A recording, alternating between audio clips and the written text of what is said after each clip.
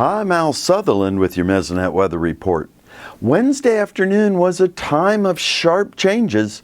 It was a time that emphasized how you and I can use the Oklahoma Mesonet to foresee weather conditions to come.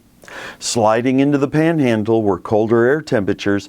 At 5 minutes after 5, most of the state was in the low 80s. In the Panhandle, temperatures were in the 50s and 60s. Panhandle wind gusts switched around to blow from the north and northeast.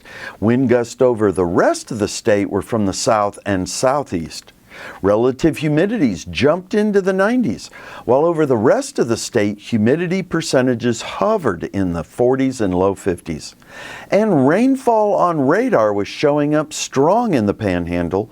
All of this a foretelling of what Oklahoma faced on Thursday through Sunday. Those changes in the Panhandle dropped the fire danger to near zero, while ahead of the cold and wet, fire conditions in western Oklahoma were in the moderate to high risk categories.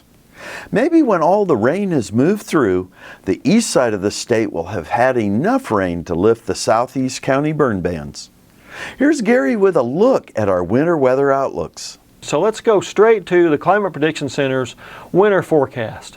First, for temperatures, we see on this map increased odds of below normal temperatures, especially for the southern half of the state. Now for the northern half or northern third, we see equal chances. That merely means we have equal odds of above, below, or near normal temperatures.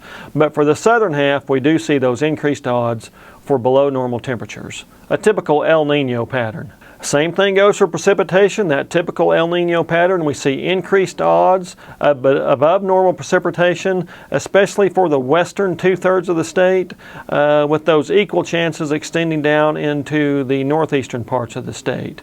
But even more enhanced odds for above normal precipitation across the western two-thirds of the state. Now for the U.S. seasonal drought outlook, this is through the end of January. We do see, with the influence of El Nino, chances for drought removal or reduction where it now exists. So hopefully those wetter than normal conditions will also help alleviate the drought.